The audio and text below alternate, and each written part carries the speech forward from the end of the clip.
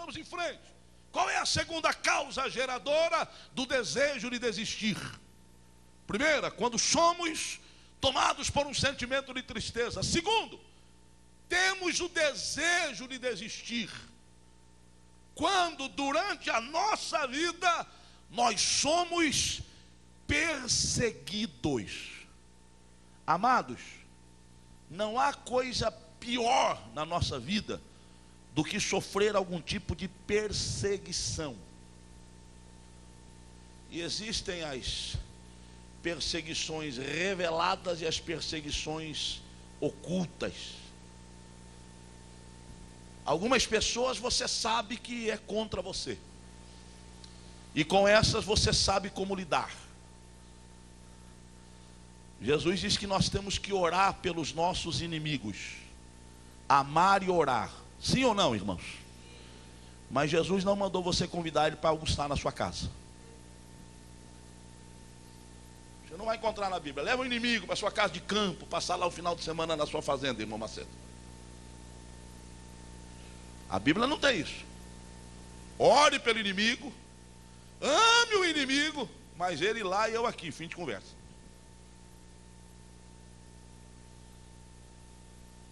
Então, com o inimigo eu sei como eu trato, como eu lido. Não tenho dificuldade para mexer com inimigos. Eu tenho dificuldade para me relacionar com os falsos amigos. Esses são complicados. Porque é aquele que bate no seu ombro, é aquele que ri para você, é aquele que dá um presente no dia do aniversário. Mas se ele puder puxar o teu tapete, ele não vai pensar duas vezes, meu irmão. Se ele puder te prejudicar, ele não vai pensar duas vezes. Esse é o tipo de perseguição que mais me incomoda. E eu creio que incomoda você também. Pessoas que te perseguem lá no seu trabalho. Olha aqui um pouquinho. Tem gente que está cerceando o seu crescimento profissional já há algum tempo. Tem gente que está trabalhando contra você na empresa onde você está. Tem alguém que está te prejudicando lá. Mas escute o que Deus me autoriza a te dizer nesta manhã. É por pouco tempo. É por pouco tempo. É por pouco tempo. É por pouco tempo. Ou Deus vai tirar você de lá e te colocar num lugar melhor, ou vai tirar aquele que te persegue de onde está e vai colocar você no lugar dele. Perseguição rouba-nos o desejo de continuar a caminhada. Eu não estou dizendo nada absurdo aqui, Paulo viveu isso. Você pega lá no livro dos Atos dos Apóstolos, você vai ver Paulo passar por 4 experiências frustrantes no seu ministério. Porque no ministério a gente passa por experiências, pastor Ricardo, frustrantes também. Tem hora que dá vontade de desistir. Não é isso? O pastor Adelson nunca pensou em desistir. Quantas afrontas, quantos inimigos se levantaram? Pastor Valdemar, quantos inimigos se levantaram? Quantas perseguições? Paulo viveu isso. Começa lá em Tessalônica. Paulo vai lá, prega a palavra em Tessalônica. As pessoas se juntam para ouvir a mensagem de Paulo. Mas de repente vem a acusação. E qual era a acusação? Esses que têm incomodado o mundo aí, o que aconteceu?